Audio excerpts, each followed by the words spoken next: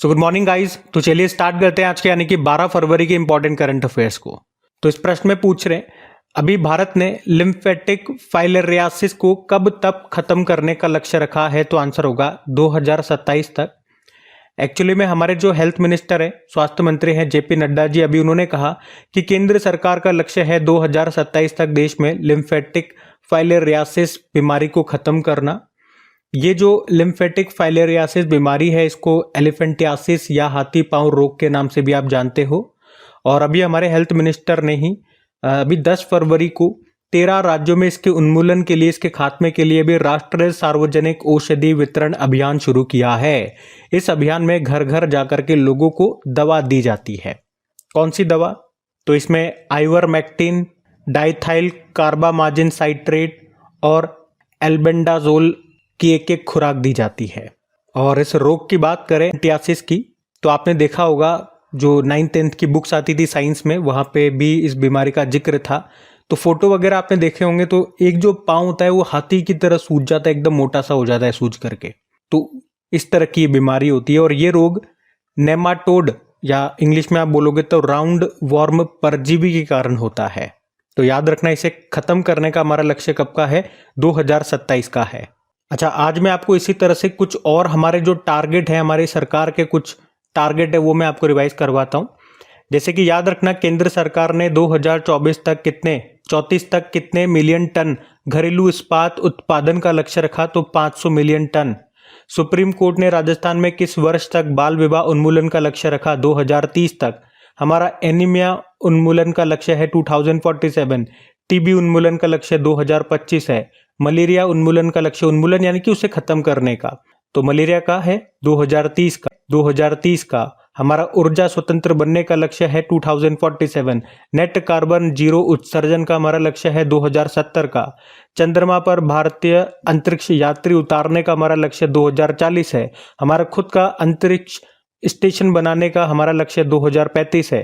और इसरो ने कहा था कि भारत का लक्ष्य है 2030 तक मलबा मुक्त अंतरिक्ष का निर्माण करना। भारत सरकार 2029 तक अंटार्कटिका में मैत्री 2 अनुसंधान केंद्र स्थापित करेगा। भारत का लक्ष्य भारत को कुष्ठ रोग मुक्त बनाने का है 2027 का ही। और भारत सरकार ने 2030 तक 10,000 GI टैग का लक्ष्य रखा। और वैसे भारत का 2030 तक कितना रिन्यूएबल एनर्जी यानी कि अक्षय ऊर्जा उत्पादन का लक्ष्य है? तो 500 गीगावाट का है।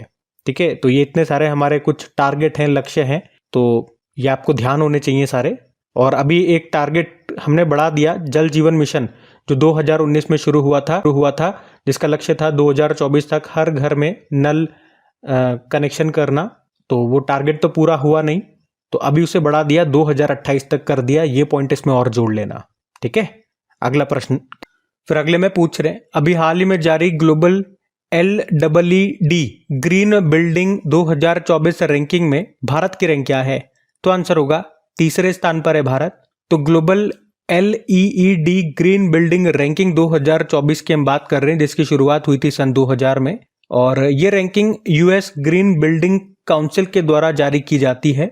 ये जो US ग्रीन बिल्डिंग काउंसिल है, ये एक नॉन प्रॉफिटेबल ऑर्गेनाइजेशन है अमेरिका की। LEED का मतलब क्या होता है? Leadership in energy and environment design. मतलब ये एक तरह का सर्टिफिकेट होता है जो बिल्डिंग की एनर्जी एफिशिएंसी, वाटर कंजर्वेशन और कार्बन फुटप्रिंट रिडक्शन को रैंक करता है। मतलब जो भी बिल्डिंगें बनाई जा रही है वो कितनी एनर्जी एफिशिएंट है, उसको देख करके ये रैंकिंग जारी की जाती है। मतलब उस बिल्डिंग को रन करने में, बनाने में, जब आप उसे यूज कर रहे हो तो एनर्जी का कम से कम खपत हो रही हो, वाटर कंजर्वेशन का आपने बढ़िया इंतजाम कर रखा हो, तो ये सब चीज़ें देखी जाती है और इस हिसाब से रैंकिंग दी जाती है। तो भारत को अभी ये जो रैंकिंग आई है 2024 की, ये रैंकिंग है, इसमें भारत को 3रे स्थान पर रखा है। भारत लगातार 3रे साल इसमें 3रे स्थान पर रहा है। पहले स्थान पे कौन है? फिर चाइना है, दूसरे पे कनाडा रहा, तीसरे पे भारत है, चौथे पे साउथ कोरिया है, 5वें पे यूनाइटेड अरब अमीरात को रखा है। ठीक है, तो ये आप ध्यान रखेंगे भारत की रैंक। और टॉपर कौन है? चाइना है। अब रैंकिंग वाला प्रश्न है, तो अभी 2025 में जो भी 5-10 रैंकिंग से संबंधित प्रश्न हमने पढ़े हैं वो मैं आपको रिवाइज कराऊंगा। उसके अलावा 2024 के भी जो इंपॉर्टेंट सूचकांक रैंकिंग वाले प्रश्न है वो आपको रिवाइज करा देता हूं। तो पहले हम 2025 की रैंकिंग देखें। तो आपको याद होगा अभी 2023 में वस्त्र और परिधान के निर्यात में भारत विश्व में छठे स्थान पर रहा, टॉप पे चाइना था। ग्लोबल एजिंग इंडेक्स में भारत 123वें स्थान पर है, टॉप पर स्विट्जरलैंड है। टॉम का जो ट्रैफिक इंडेक्स आया, भारत में सबसे भीड़ भाड़ वाला शहर कोलकाता को बताया, जबकि विश्व में कोलंबिया का बैरंक्विला है। QS world future skill index में भारत की ओवरऑल रैंक 25 है और टॉप पर अमेरिका रहा।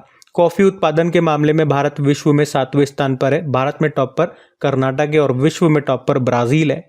ग्लोबल फायर पावर इंडेक्स में भारत चौथे स्थान पर है, टॉप पर अमेरिका है। एडलमैन ट्रस्ट बैरोमीटर 2025 में टॉप पर चाइना है तो भारत तीसरे पे है। नीति आयोग ने अभी पहला राजकोषीय स्वास्थ्य सूचकांक जारी किया, उसमें पहले पे उड़ीसा, फिर छत्तीसगढ़, फिर गोवा है। फोर्ब्स की वर्ष 2025 की दुनिया की सबसे शक्तिशाली देशों की सूची में भारत 12वें स्थान पर है, टॉप पर अमेरिका है। और अंतर्राष्ट्रीय वायु परिवहन संघ की रिपोर्ट आई, उसके अनुसार भारत को वैश्विक घरेलू उड़ान भार रैंकिंग में पहला स्थान मिला है। तो ये तो 2025 के कुछ रैंकिंग्स वाले प्रश्न हमने देखे। अब 2024 वाले जो इंपॉर्टेंट है वो मैं आपको रिवाइज करा रहा हूँ, ध्यान से सुनना। तो देखो, अगर पूछे ग्लोबल जेंडर गैप इंडेक्स में भारत 129 पे है, टॉप पर आइसलैंड है, वर्ल्ड इकोनॉमिक फोरम ने जारी किया। ग्लोबल पीस इंडेक्स में भारत 116वें स्थान पर है, टॉप पर आइसलैंड है। ग्लोबल एनर्जी ट्रांजिशन इंडेक्स में भारत 63 पे है, टॉप पे स्वीडन है, इसको भी वर्ल्ड इकोनॉमिक फोरम ने जारी किया।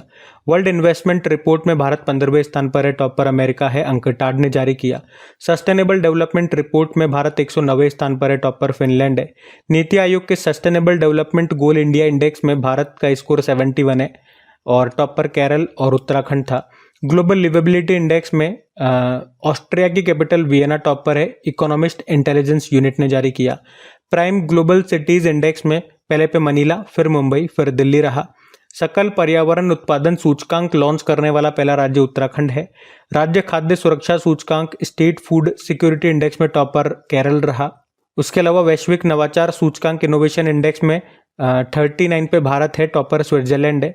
टैलेंट इंडेक्स में भारत 58 पे है, टॉप पर स्विट्जरलैंड है। एशिया पावर इंडेक्स में अभी सबसे शक्तिशाली देश अमेरिका है, फिर चाइना है, फिर इंडिया है। शहरी शासन सूचकांक अर्बन गवर्नेंस इंडेक्स में टॉप पर केरल है। विश्व का चौथा देश कौन सा बन गया जिसका विदेशी मुद्रा भंडार $700 बिलियन को पार कर गया? तो भारत। पहले पे चाइना, फिर जापान, फिर स्विट्जरलैंड है। ग्लोबल हंगर इंडेक्स में भारत 105वें पे है। वर्ल्ड जीएनआई रैंकिंग में भारत 150वें है, टॉप पे बरमूडा है, वर्ल्ड बैंक ने जारी किया। जीएनआई मतलब होता है ग्रोस नेशनल इनकम। वैश्विक बहुआयामी गरीबी सूचकांक के अनुसार अत्यंत गरीबों की संख्या के मामले में टॉप देश इंडिया है, यूनाइटेड नेशन डेवलपमेंट प्रोग्राम ने जारी किया। आर्थिक स्वतंत्रता सूचकांक, इसमें भारत 84 पे है, टॉप पे हांगकांग है। और रूल ऑफ लॉ इंडेक्स में भारत 79 पे है, टॉप पे डेनमार्क है। First global nature conservation index में भारत 176 पे है, टॉप पे लग्जमबर्ग है। वैश्विक पेटेंट फाइलिंग के मामले में भारत छठे स्थान पर है, टॉप पर चाइना है। क्लाइमेट चेंज परफॉर्मेंस इंडेक्स में भारत 10वें स्थान पर है, टॉप पर डेनमार्क है। इसमें पहले, दूसरे, तीसरे पे कोई रैंक नहीं दी गई, चौथे पे फिर डेनमार्क है। नेटवर्क रेडीनेस इंडेक्स में भारत 49 पे है, टॉप पर अमेरिका है। यूरेशिया टाइम्स की द ग्रेट पावर्स ऑफ 2025 की लिस्ट में भारत 5वें स्थान पर है, टॉप पर अमेरिका रहा। तो ये 2024 के कुछ इंपॉर्टेंट हमने इंडेक्सेस भी देख लिए, इनको भी ध्यान में रखना। अगला प्रश्न देखते हैं। फिर अगले में पूछ रहे हैं, अभी हाल ही में IFFR, इसका मतलब हो गया इंटरनेशनल फिल्म फेस्टिवल रॉटरडैम 2025 में नेटपैक अवार्ड किस फिल्म ने जीता है? तो ये एक भारतीय फिल्म है, इसका नाम है बैड गर्ल। तो वर्षा भरत की फिल्म है बैड गर्ल और इसी को अभी 54 नंबर का जो ये इंटरनेशनल फिल्म फेस्टिवल रॉटरडैम 2025 का आयोजन हुआ, यहीं पे नेटपैक अवार्ड मिला है। तो वर्षा भरत की ये डेब्यू फिल्म है जिसका नाम है बैड गर्ल और इसी ने इंटरनेशनल फिल्म फेस्टिवल रॉटरडैम 2025 में प्रतिष्ठित नेटपैक अवार्ड जीता है। नेटपैक का फुल फॉर्म होता है network for the promotion of Asian cinema. ये एक तमिल लैंग्वेज की फिल्म है और तमिल फिल्म इंडस्ट्री में ये नेटपैक अवार्ड इससे पहले नासिर नाम की मूवी को मिला था 2000। और वैसे भारत से अभी तक इससे पहले 3 फिल्मों को ये अवार्ड ऑलरेडी मिल चुका है। नासिर को 2019 में, नौकर की कमीज इसे 1999 में और वदिया को 1995 में। इंटरनेशनल फिल्म फेस्टिवल रॉटरडैम की बात करें तो ये स्वतंत्र और प्रयोगात्मक फिल्मों पर केंद्रित एक प्रेस्टिजियस फिल्म फेस्टिवल है और जो नेटपेक अवार्ड की हमने बात की थी, network for the promotion of Asian cinema, ये अवार्ड एशिया और प्रशांत क्षेत्र की फीचर फिल्म को दिया जाता है। इसका आयोजन रॉटरडैम फिल्म फेस्टिवल फाउंडेशन के द्वारा किया जाता है। कहाँ पर? रॉटरडैम कहाँ पर है? नीदरलैंड में है, वहीं पे, जिसकी शुरुआत होती है 1972 में। इतना डिटेल में आपको याद नहीं रखना है, 2 बातें याद रखनी है। वैसे तो हर देशों के जो फिल्म अवार्ड्स होते हैं उसको हम पढ़ते नहीं हैं, लेकिन यहाँ पे एक भारतीय फिल्म को चुना गया है, एक पुरस्कार मिला है, तो हमारे एग्जाम पॉइंट ऑफ व्यू से इंपॉर्टेंट रहेगा। तो इतना सही याद रखना कौन सी फिल्म है और कौन सा अवार्ड शो है और कौन सा अवार्ड मिला है, ठीक है। अच्छा, इसके अलावा 2-3 पॉइंट मैं आपको और बता दूं। एक तो अभी हमने 2025 में पढ़ा था गोल्डन ग्लोब अवार्ड्स के बारे में, अभी 82 नंबर का एडिशन था। इसमें बेस्ट फिल्म का अवार्ड मिला था, ड्रामा कैटेगरी में बात कर रहे हैं, द ब्रूटलिस्ट को। बेस्ट एक्टर रहे थे एडरिन ब्रॉडी द ब्रूटलिस्ट मूवी के लिए। बेस्ट एक्ट्रेस रही थी Fernanda Torres I am still here के लिए। और बेस्ट डायरेक्टर ब्रेडी कॉर्बेट चुने गए थे द ब्रूटलिस्ट के लिए।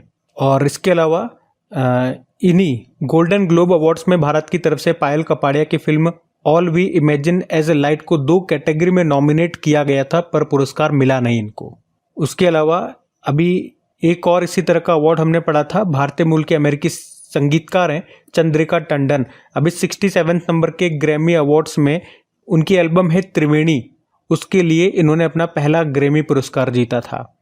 और एक पॉइंट ये याद रखना, आईफा अवार्ड्स जो कि 2025 वाले इसका 25वां संस्करण है, ये कहाँ पर होगा? राजस्थान की कैपिटल जयपुर में होगा। ये दूसरी बार है जब इसका आयोजन भारत में हो रहा है। इससे पहले 2019 में हुआ था मुंबई में, अभी 2024 वाला कहाँ पे हुआ था? अबू धाबी में हुआ था, ठीक है। तो ये भी पॉइंट्स ध्यान में रखें। अगला प्रश्न देखते हैं। फिर अगले में पूछ रहे, अभी हाल ही में कृत्रिम प्रकाश संश्लेषण का उपयोग करके अंतरिक्ष में रॉकेट ईंधन के लिए किसने ऑक्सीजन का निर्माण किया? तो आंसर होगा चाइना ने। आपको पता है फोटोसिंथेसिस रिएक्शन, जिसे आप प्रकाश संश्लेषण प्रक्रिया कहते हैं, उसमें क्या होता है? जो पौधा है या जो प्लांट है वो वातावरण से कार्बन डाइऑक्साइड लेता है, जमीन से वाटर यानी कि H2O लेता है, और सनलाइट की प्रेजेंस में फोटोसिंथेसिस रिएक्शन होती है जिसमें निर्माण होता है फूड का, ग्लूकोज का, C6H12O6 और ऑक्सीजन रिलीज होती है। तो हम क्या देखते हैं? इनपुट में इसने कार्बन डाइऑक्साइड ले दिया पौधे ने, और छोड़ क्या दिया? ऑक्सीजन छोड़ दिया। ये आपकी फोटोसिंथेसिस रिएक्शन है, प्रकाश संश्लेषण की प्रक्रिया है। तो इसी कंसेप्ट का इस्तेमाल करके अभी चाइना ने अपना जो खुद का इसका अंतरिक्ष स्टेशन है, जिसका नाम है तियानगोंग अंतरिक्ष स्टेशन, वहां पे चीन के वैज्ञानिकों ने अभी आर्टिफिशियल फोटोसिंथेसिस तकनीक का इस्तेमाल करके ऑक्सीजन का निर्माण किया है। और अब उन्होंने कहा कि इस ऑक्सीजन का उपयोग हम रॉकेट के फ्यूल के रूप में करेंगे। रॉकेट के फ्यूल के रूप में कैसे? भाई, जो भी रॉकेट का फ्यूल होता है उसको बर्न करने के लिए किसकी आवश्यकता होती है? वो बर्न कब होगा, वो कब जलेगा? जब ऑक्सीजन मिलेगी, तो वहां पे इसका इस्तेमाल किया जाएगा। अब ऐसा किया है चाइना ने। तो ये रहा मैप में चाइना। देखो, चाइना की कैपिटल होती है बीजिंग। यहीं पे आपको शंघाई कोऑपरेशन ऑर्गेनाइजेशन का एशियन इंफ्रास्ट्रक्चर इन्वेस्टमेंट बैंक का मुख्यालय मिल जाएगा। करेंसी होती है रेनमिनबी, प्रेसिडेंट है शी जिनपिंग। और हमने पढ़ा पिछले साल जो 8वीं एशियाई पुरुष हॉकी चैंपियंस ट्रॉफी हुई थी चीन के हुलुनबुइर में, उसको भारत ने जीता था, चीन को हराया था। अभी एशियन विंटर गेम्स ये भी यहाँ पे जो हॉर्बिन शहर है वहीं पे हो रहे हैं। और दुनिया का पहला मीथेन संचालित रॉकेट लॉन्च किया चाइना ने, जिसका नाम है जुके-2। चीन ने कहा कि 2025 में गोबी रेगिस्तान में वो दुनिया का पहला thorium molten salt nuclear power station शुरू करेगा। और दुनिया की पहली high speed carbon fibre train बनाई चाइना ने। और दुनिया का सबसे बड़ा हाइड्रो पावर डैम ये चाइना बनाएगा तिब्बत में, यारलुंग जांगपो या तसांगपो नदी पे, जिसे हम ब्रह्मपुत्र नदी कहते हैं। चाइना के अंतरिक्ष यात्रियों के द्वारा 9 घंटे स्पेस वॉक करने का नया विश्व रिकॉर्ड बनाया गया। दुनिया की सबसे तेज 400 किलोमीटर प्रति घंटे वाली हाई स्पीड बुलेट ट्रेन का भी प्रोटोटाइप लॉन्च किया चाइना ने, जिसका नाम है CR450। और ह्यूमन मेटान्यूमो वायरस ये चाइना में फैला था, HMPV, जिसे आपने पढ़ा। और दुनिया का दूसरा सबसे बड़ा लिथियम भंडार यह चीन में आपको मिलेगा। पहले नंबर पे अभी भी चिली देश है। दुनिया की सबसे लंबी एक्सप्रेसवे सुरंग ये चीन में बनी है, जिसकी लंबाई है 22.13 किलोमीटर। नाम है तियानशान सेंगली सुरंग। उसके अलावा चीन के अभी बेल्ट एंड रोड इनिशिएटिव से बाहर होने वाला पहला लैटिन अमेरिकी देश बना पनामा। चाइना के आर्टिफिशियल सन का नाम क्या है? ईस्ट है। यह भी न्यूज़ में था क्योंकि 100 मिलियन डिग्री सेल्सियस तापमान मेंटेन करा गया 1000 से ज़्यादा सेकंड्स के लिए। और ये हमने पढ़ा भी, नवा जो एशियन विंटर गेम्स है ये चाइना में चल रहे हैं, चाइना के हार्बिन शहर में। इसका स्लोगन है winter dream love among Asia और इसका शुभंकर है बिन बिन और निनी। ठीक है, तो चाइना से ये सब करंट अफेयर्स के प्रश्न है। अभी 2025 वाले ये मोस्टली ध्यान में रखना। अगला प्रश्न देखते हैं। फिर अगले में पूछ रहे, हाल ही में हिंदुस्तान एरोनॉटिकल लिमिटेड ने उन्नत हिंदुस्तान जेट ट्रेनर 36 का नाम बदलकर क्या कर दिया? तो आंसर होगा यशस। तो हिंदुस्तान एरोनॉटिकल लिमिटेड ने अपने प्रमुख जेट प्रशिक्षण विमान जिसका नाम है हिंदुस्तान जेट ट्रेनर 36, इसका नाम बदलकर यशस कर दिया है। इसे अभी एरो इंडिया 2025 में पेश किया गया। एरो इंडिया 2025 जिसका आयोजन अभी हुआ कहाँ पे? बंगलुरु में, जो यह लंका एयरफोर्स स्टेशन है वहां पे 15वां एडिशन था इस बार इसका, जिसका उद्घाटन किया था हमारे रक्षा मंत्री राजनाथ सिंह ने। बता चुका हूं ऑलरेडी मैं आपको इसके बारे में। अच्छा, हिंदुस्तान एरोनॉटिकल लिमिटेड की पहले हम बात करते हैं, फिर कुछ इसी तरह के प्रश्न मैं आपको रिवाइज कराऊंगा जिनमें हम देखेंगे अभी नाम बदले गए हैं। देखो, हिंदुस्तान एरोनॉटिकल लिमिटेड स्थापना होती है 1940 में, हेडक्वार्टर है बंगलुरु में, सीएमडी DK सुनील है। आपको याद होगा कुछ समय पहले या पिछले साल ये हमारे 14वें नंबर की महारत्न कंपनी बनी थी। और उससे पहले प्रधानमंत्री नरेंद्र मोदी ने कर्नाटक के तुमकुरु में देश के सबसे बड़े हेलीकॉप्टर निर्माण संयंत्र यानी कि प्लांट का उद्घाटन किया था ना, वो हिंदुस्तान एरोनॉटिकल लिमिटेड का ही प्लांट था। तेजस जानते हो, ये देश का पहला स्वदेशी रूप से विकसित हल्का लड़ाकू विमान है, लाइट कॉम्बैट हेलीकॉप्टर है। इसका निर्माण हिंदुस्तान एरोनॉटिकल लिमिटेड ने ही किया है। अब यहाँ पे कुछ ऐसे नाम देख लेते हैं जिनके अभी नाम बदले गए। तो सभी आवासीय स्कूलों और रायचूर यूनिवर्सिटी का नाम बदलकर महर्षि वाल्मीकि के नाम पे रखेंगे। कहाँ पे? कर्नाटक में। अयोध्या एयरपोर्ट का नाम महर्षि वाल्मीकि जी के नाम पे हो गया। राष्ट्रपति भवन के दरबार हॉल का नाम बदलकर गणतंत्र मंडप कर दिया और अशोक हॉल का नाम बदलकर अशोक मंडप। पुणे एयरपोर्ट का नाम बदलकर जगत गुरु संत श्रेष्ठ तुकाराम महाराज के नाम पे कर दिया। और अंडमान निकोबार की जो कैपिटल है पोर्ट ब्लेयर, उसका नाम श्री विजयपुरम हो गया। महाराष्ट्र स्टेट स्किल यूनिवर्सिटी का नाम बदलकर रतन टाटा जी के नाम पे कर दिया। महाराष्ट्र के अहमदनगर को अहिल्या नगर कहते हैं अब। अयोध्या एयरपोर्ट महर्षि वाल्मीकि जी के नाम पे हो गया। राजपथ कर्तव्य पथ हो गया। चंडीगढ़ एयरपोर्ट शहीद भगत सिंह जी के नाम पे हो गया।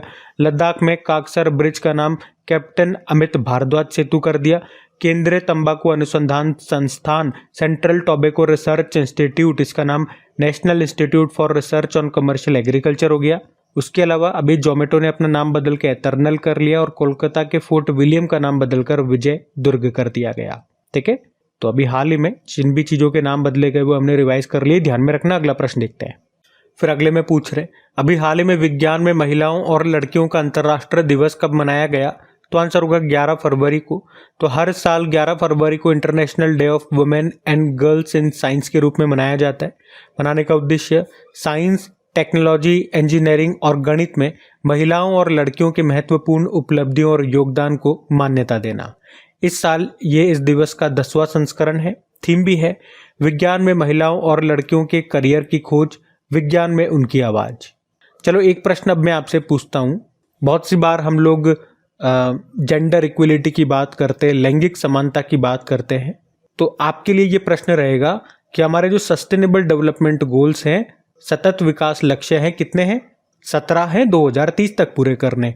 तो उसमें से कौन से नंबर का सस्टेनेबल डेवलपमेंट गोल लैंगिक समानता को बढ़ावा देने की बात करता है? ये आप ही के लिए होमवर्क प्रश्न रहेगा। और यहाँ पे मैं ये बात और ऐड कर दूं, अगर आप में से कोई स्टूडेंट पहली बार क्रिक एग्जाम चैनल पे हमारे यहाँ पे करंट अफेयर्स पढ़ रहे हैं, तो सस्टेनेबल डेवलपमेंट गोल्स ये इस साल या अगले साल तक नहीं रहेंगे, 2030 तक यही रहने वाले हैं। मतलब ये ऐसा टॉपिक है जो चेंज नहीं होगा, जो हर साल चेंज नहीं होते। ठीक है, और इस पे आपके मैक्सिमम एग्जाम्स में प्रश्न बन रहे हैं, चाहे छोटा एग्जाम हो चाहे बड़ा एग्जाम हो। तो इस लिहाजा से आपको ये याद हो जानी चाहिए। अभी तक तो मानता हूँ याद रखना मुश्किल है, याद करते हो भूल जाते हो, तो इसका मैंने ट्रिकी वीडियो बना दिया है आप लोगों के लिए। और आप यकीन नहीं मानोगे, पूरे यूट्यूब में सस्टेनेबल डेवलपमेंट गोल का जो ट्रिकी वीडियो है, पूरे यूट्यूब में सबसे नंबर 1 पे अपना वीडियो आपको मिलेगा। आप सिंपल सा सर्च करके देखना, सस्टेनेबल डेवलपमेंट गोल ट्रिक्स, सबसे ऊपर अपना वीडियो आपको आ जाएगा, क्योंकि मैक्सिमम स्टूडेंट्स ने उसको देखा है और उनको पसंद भी आया है इसीलिए। तो आप लोगों ने नहीं देखा तो वो देख लेना, क्योंकि यहाँ से जब एग्जाम में प्रश्न आएगा तो फिर आपको दुख नहीं होना चाहिए, काश उस वक्त 10-12 मिनट का वो वीडियो देख लेते तो आज एक आध मार्क्स हमारे फ्री के मिल जाते। तो ये आपको याद होने चाहिए, कम से कम क्रिक एग्जाम के जो स्टूडेंट्स हैं उनको तो याद होनी चाहिए। वैसे 11 फरवरी को 2 दिवस और बताऊंगा, एक सेफर इंटरनेट डे होता है वो भी 11 फरवरी को, और एक एंटी स्मगलिंग डे, तस्करी विरोधी दिवस, ये भी 11 फरवरी को मनाते हैं। चलो फरवरी में अभी तक कौन कौन से दिवस हमने मनाए एक बार हम रिवाइज करते हैं। तो 1 फरवरी को भारतीय तटरक्षक दिवस मनाया, 2 फरवरी को वर्ल्ड वेटलैंड डे, 4 फरवरी को वर्ल्ड कैंसर डे, 10 फरवरी को विश्व दलहन दिवस वर्ल्ड पल्सेस डे, 10 फरवरी को नेशनल डिवॉर्मिंग डे यानी कि राष्ट्रीय कृमि मुक्ति दिवस, और 10 फरवरी को ही अंतर्राष्ट्रीय मृगी दिवस के रूप में भी हमने मनाया। ठीक है, तो फरवरी के अभी तक के ये इतने से डेज हैं, आसानी से याद रख सकते हो। अगला प्रश्न देखते हैं। फिर अगले में पूछ रहे अभी हाल ही में किस देश ने हिंसा से निपटने के लिए ऑपरेशन डेविल हंट शुरू किया है? तो आंसर होगा बांग्लादेश ने। तो अभी बांग्लादेश की जो अंतरिम सरकार है उसने आवामी लीग के नेताओं, आवामी लीग ये जो शेख हसीना थी उनकी पार्टी है, तो आवामी लीग के नेताओं और संपत्तियों को निशाना बनाकर बढ़ती हिंसा को रोकने के लिए ऑपरेशन डेविल हंट शुरू किया है। तो अभी सुरक्षा बलों ने ऑपरेशन डेविल हंट के तहत अभी 1300 से अधिक व्यक्तियों को गिरफ्तार भी किया है। तो ऑपरेशन का नाम याद रखना है, किस देश ने शुरू किया है ये आपको याद रखना है। अच्छा, यहाँ पे कुछ और ऑपरेशंस जो न्यूज में थे वो मैं आपको रिवाइज कराऊंगा, उससे पहले मैं आपको बांग्लादेश लेकर के चलता हूँ। ये रहा मैप में बांग्लादेश। देखो बांग्लादेश की कैपिटल क्या होती है? ढाका होती है, और बिम्स्टेक का मुख्यालय भी आपको यहीं पे मिलेगा ढाका में, और करेंसी क्या होती है? टका होती है। और अगर मैं आपसे पूछूं कि भारत सबसे ज्यादा सीमा किस देश के साथ लगाता है तो बांग्लादेश आंसर होगा। और बांग्लादेश भारत के कितने राज्यों के साथ सीमा लगाता है? तो 5 राज्य है। ममता से याद रख लो, MAMTA, मिजोरम, असम, मेघालय, त्रिपुरा और पश्चिम बंगाल। और सबसे लंबी किस राज्य के साथ सीमा रेखा लगाता है? तो पश्चिम बंगाल आंसर होगा। और कौन सा राज्य है जो बांग्लादेश से 3 तरफ से घिरा हुआ है? तो वो त्रिपुरा है। उसके अलावा आपको याद होगा भी under 19 south Asian football federation जो फुटबॉल चैंपियनशिप हुई थी 2024, बांग्लादेश ने जीता, नेपाल को हराया था। और अभी जो नवा ICC T20 women's world cup 2024 हुआ, ये होने वाला तो बांग्लादेश में था ये, लेकिन यूनाइटेड अरब अमीरात में हुआ। इसको न्यूजीलैंड ने जीत लिया था, साउथ अफ्रीका को हराया था। सैयद रिफात अहमद यहाँ के बांग्लादेश के 25वें मुख्य न्यायाधीश बने थे। और यहाँ पे अंतरिम सरकार के प्रमुख कौन है? मोहम्मद यूनुस हैं। मोंगला बंदरगाह आपको बांग्लादेश में मिलेगा जिसे भारत ऑपरेट करेगा। और नेपाल ने भारत के माध्यम से बांग्लादेश को 40 मेगावाट बिजली निर्यात करने के लिए भी समझौता किया था। और तमीम इकबाल कौन है? ये बांग्लादेश के क्रिकेट प्लेयर हैं, अभी अंतर्राष्ट्रीय क्रिकेट से इन्होंने संन्यास ले लिया था। तो ये तो बांग्लादेश की बात कर ली। अब मैंने कहा कुछ इंपॉर्टेंट ऑपरेशंस मैं आपको रिवाइज कराऊं जो न्यूज में रहे थे। एक ऑपरेशन करुणा आपने पढ़ा होगा, चक्रवात प्रभावित म्यांमार की सहायता के लिए हमने शुरू किया था। ऑपरेशन गंगा, यूक्रेन में फंसे भारतीयों को वापस लाने के लिए। ऑपरेशन देवी शक्ति, अफगानिस्तान में फंसे भारतीयों को वापस लाने के लिए। ऑपरेशन दोस्त, तुर्की और सीरिया में जो भूकंप आया था वहां पे मदद के लिए चलाया। ऑपरेशन कावेरी, युद्धग्रस्त सूडान से अपने नागरिकों को निकालने के लिए। ऑपरेशन मेघदूत, 1984 में सियाचिन में विजय पाने के लिए। Operation all out, Jammu Kashmir में आतंकवादियों को मारने के लिए। ऑपरेशन पोलो, हैदराबाद को भारत में मिलाने के लिए 1948 में। ऑपरेशन ध्वस्त, नेशनल इन्वेस्टिगेशन एजेंसी ने देश भर में आतंकवादियों, गैंगस्टरों और ड्रग तस्करों के नेटवर्क को साफ करने के लिए ऑपरेशन ध्वस्त चलाया था। ऑपरेशन राहत, यमन युद्ध गृह में भारतीयों और दूसरे देश के नागरिकों को यमन से बचाने और वापस लाने के लिए चलाया था। ऑपरेशन अजय, इजराइल से अपने नागरिकों को निकालने के लिए। अल-अक्सा फ्लड, हमास ने इजराइल पर हमला किया था, उसे कोड नाम दिया था, और उसका उल्टा इजराइल ने जो जवाबी हमला दिया उसका नाम आयरन ऑफ स्वॉर्ड रखा था। वैसे तो आप इनके बीच में समझौता हो गया, शांति समझौता। लेकिन ऑपरेशन चक्र 2 की बात करेंगे, CBI ने चलाया था। ऑपरेशन अमृत, केरल ने चलाया था एंटीबायोटिक्स के अत्यधिक उपयोग को रोकने के लिए। ऑपरेशन 8 RPF ने। ऑपरेशन उपलब्ध और ऑपरेशन उपलब्ध ये RPF ने चलाया। और ऑपरेशन सरदवा या गर्मवा दोनों बोल दो, BSF ने चलाए थे। ऑपरेशन सर्वशक्ति, भारतीय सेना ने जम्मू कश्मीर से आतंकवादियों को साफ करने के लिए। ऑपरेशन इंद्रावती, हैती से भारतीयों को निकालने के लिए। ऑपरेशन कामधेनु, जम्मू कश्मीर पुलिस ने अभी मवेशी तस्करी पर रोक लगाने के लिए चलाया। ऑपरेशन बॉम्बे बकेट, उत्तराखंड जंगलों में आग को बुझाने के लिए चलाया गया था। ठीक है, तो ये कुछ ऑपरेशंस भी ध्यान में रखना। बांग्लादेश भी हमने देख लिया। अगला प्रश्न देखते हैं। फिर अगले में पूछ रहे कि अभी हाल ही में रिलायंस ने मुरलीधरन के साथ मिलकर के किस नाम से एक स्पोर्ट्स ड्रिंक लॉन्च किया? तो आंसर होगा स्पिनर। तो अभी रिलायंस ने श्रीलंका के क्रिकेटर रहे मुथैया मुरलीधरन के साथ मिलकर अभी एक स्पोर्ट्स ड्रिंक लॉन्च किया है जिसका नाम रखा है स्पिनर। ये किफ़ायती स्पोर्ट ड्रिंक है, मतलब बाकियों की तुलना में काफ़ी सस्ती है। तो 10 रुपये में 150 मिलीलीटर ये आपको मिल जाएगी। और स्पिन से ही याद आएगा आपको नो स्पिन। चलो बताओ नो स्पिन किसकी ऑटोबायोग्राफी है, ये आपको बताना है। और अभी कुछ दिन पहले स्टम्प्ड नाम से एक ऑटोबायोग्राफी आई थी, वो मैं आपको बता देता हूँ। वो सैयद किरमानी की थी। अब नो स्पिन आपको बताना है, बताइए। हम अगला प्रश्न देखते हैं। फिर अगले में पूछ रहे हैं, हाल ही में वनडे इतिहास में दूसरे सबसे ज्यादा छक्के लगाने की उपलब्धि हासिल करने वाले खिलाड़ी कौन बन गए? तो आंसर होगा रोहित शर्मा। तो रोहित शर्मा अभी वनडे इतिहास में दूसरे सबसे ज्यादा छक्के लगाने वाले खिलाड़ी बन गए हैं। उन्होंने अभी 338 छक्के लगाए और क्रिस गेल के रिकॉर्ड को तोड़ दिया, क्रिस गेल को पीछे छोड़ दिया। और अगर ये दूसरे स्थान पर है तो पहले स्थान पर कौन है? शाहिद अफरीदी। 351 छक्कों के साथ वो पहले स्थान पर है। अच्छा, इसके अलावा क्रिकेट से संबंधित कुछ और प्रश्न मैं आपको रिवाइज कर रहा हूँ जो अभी करंट अफेयर्स में बने हुए थे। जैसे कि मेलबर्न क्रिकेट क्लब ने अभी सचिन तेंदुलकर को खेल में उनके योगदान के लिए एमसीसी की मानद सदस्यता से सम्मानित किया था। Under 19 women's T20 Asia cup 2024 का पहला संस्करण हुआ मलेशिया में, भारत ने जीता, बांग्लादेश को हराया। और याद रखना कि जो ICC women's T20 world cup है 2028 में जो होंगे, पाकिस्तान होस्ट करेगा। और 2025 में जो आईसीसी मेंस चैंपियनशिप है उसको भी पाकिस्तान होस्ट करेगा, लेकिन भारत और पाकिस्तान का जो मैच होगा वो यूनाइटेड अरब अमीरात में होगा। उसके अलावा 2025 में जो वुमेन्स वर्ल्ड कप है वो भारत होस्ट करेगा। 2026 वाले mains T20 world cup Bharat और श्रीलंका मिलकर के होस्ट करेंगे।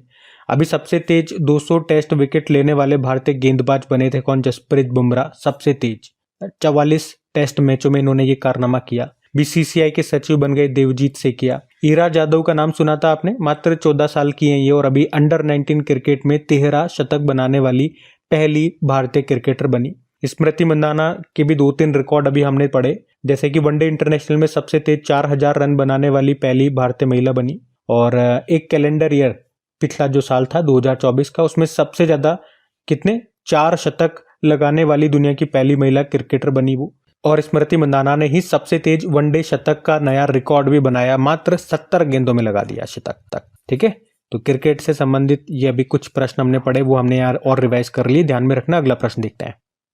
फिर अगले में पूछ रहे, अभी हाल ही में रक्षा उद्योग में 100% एफडीआई प्राप्त करने वाली पहली कंपनी बन गई है साहब। तो ये किस देश की कंपनी है ये पूछ रहे हैं। तो आंसर हो जाएगा स्वीडन। देखो, भारत में जो एफडीआई आता है, एफडीआई मतलब फॉरेन डायरेक्ट इन्वेस्टमेंट, वो भारत में 2 तरीके से आता है। 2 रूट है, 2 रास्ते हैं। एक है ऑटोमेटिक रूट, जिसमें सरकार की परमिशन वगैरह आपको नहीं चाहिए होती है, लेकिन इसमें लिमिट है, मैक्सिमम 74% विदेशी एफडीआई आ सकता है। दूसरा तरीका है, दूसरा रूट है सरकारी मार्ग परमिशन वाला रूट। जैसा कि नाम से क्लियर है, इसमें सरकार की आपको परमिशन लेनी होगी और अगर परमिशन मिल जाती है तो 100% निवेश भारत में आ सकता है। और अभी इसी के थ्रू स्वीडन की जो साब कंपनी है उसको भारत में 100% निवेश की मंजूरी मिल चुकी है। और ये प्रश्न इसीलिए इंपॉर्टेंट है क्योंकि ऐसा पहली बार हुआ जब भारत में किसी विदेशी कंपनी को रक्षा के क्षेत्र में 100% एफडीआई की मंजूरी मिली हो। तो अब इसे 100% निवेश की भारत में मंजूरी मिल गई है, तो अब ये इस निवेश के साथ क्या करेगा? तो ये भारत में साब एफएफवी इंडिया नाम से एक कंपनी खोलेगा, जिसमें ये क्या बनाएंगे? इस कंपनी में कार्ल मुस्ताफ M4 सिस्टम बनाएंगे। अब ये क्या होता है? तो कंधे पर रखकर दागे जाने वाले रॉकेट सिस्टम को कार्ल मुस्ताफ M4 सिस्टम कहते हैं। तो कंधे पे रख के वो रॉकेट दागते ना, उस तरह की ये मशीन बनाएंगे, रॉकेट लॉन्चर बनाएंगे आप कह दो। और भारत में कहाँ पर ये अपनी कंपनी खोलेंगे? तो हरियाणा, ऐसा अनुमान लगाया जा रहा है। उम्मीद है हरियाणा में खोलेंगे, अभी कोई श्योर नहीं है, लेकिन हरियाणा में खोल सकते हैं। और एफडीआई से याद आएगा, अभी बजट में हमने पढ़ा था जो इंश्योरेंस सेक्टर है उसमें जो एफडीआई है वो 74% था, अभी उसे बढ़ा करके 100% कर दिया है। अब स्वीडन की भी बात है, तो ये रहा मैप में स्वीडन, कैपिटल स्टॉकहोम होती है, करेंसी है स्वीडिश क्रोना। और नाटो का अभी मेंबर बना था स्वीडन। तो ये थी आज की हमारी करंट अफेयर्स की क्लास। तो कमेंट करके ज़रूर बताइएगा सेशन आपको कैसा लगा, अच्छा लगा हो तो प्लीज़ वीडियोस को लाइक ज़रूर कीजिएगा, दोस्तों के साथ में एक बार शेयर ज़रूर कीजिएगा। PDF आपको मिल जाएगी इसकी टेलीग्राम पे, जिसका लिंक नीचे डिस्क्रिप्शन बॉक्स में है। चलिए अभी कल के करंट अफेयर्स का भी क्विक रिवीजन कर लेते हैं और सेशन एंड करते हैं। तो कल पहला प्रश्न पूछा था अभी किस देश के प्रथम राष्ट्रपति सैम नुजोमा का निधन हो गया, नामीबिया। अंतर्राष्ट्रीय मिर्गी दिवस मनाया 10 फरवरी को। और भारत और किस देश के बीच अभी संयुक्त अभ्यास साइक्लोन हुआ, तो भारत और इजिप्ट के बीच में। कौन सा राज्य दुनिया के सबसे बड़े झूमर महोत्सव की मेजबानी करेगा, तो असम। और लेबनान के नए प्रधानमंत्री बन गए नवाब सलाम। उसके अलावा मई 2025 में वेव्स समिट ये होगा मुंबई में। और विकसित गांव योजना शुरू की उड़ीसा ने। और अभी मणिपुर के मुख्यमंत्री ने इस्तीफा दे दिया, उनका नाम है एन बीरेन सिंह। बाकी आखिरी प्रश्न पूछा कि अभी फरवरी में ही भारतीय सेना और वायुसेना के द्वारा संयुक्त रूप से आयोजित संयुक्त हवाई अभ्यास का नाम क्या है, विंग्ड रेडर्स। चलो कल का भी होमवर्क प्रश्न देखते हैं और सेशन एंड करते हैं फिर। तो कल आपसे पूछा था अंडर 19 एशिया कप 2024 का खिताब किसने जीता, तो सही उत्तर होगा बांग्लादेश ने। आप सभी ने प्रश्न का बिल्कुल सही उत्तर दिया। अब ये रहा आज का आपका होमवर्क प्रश्न।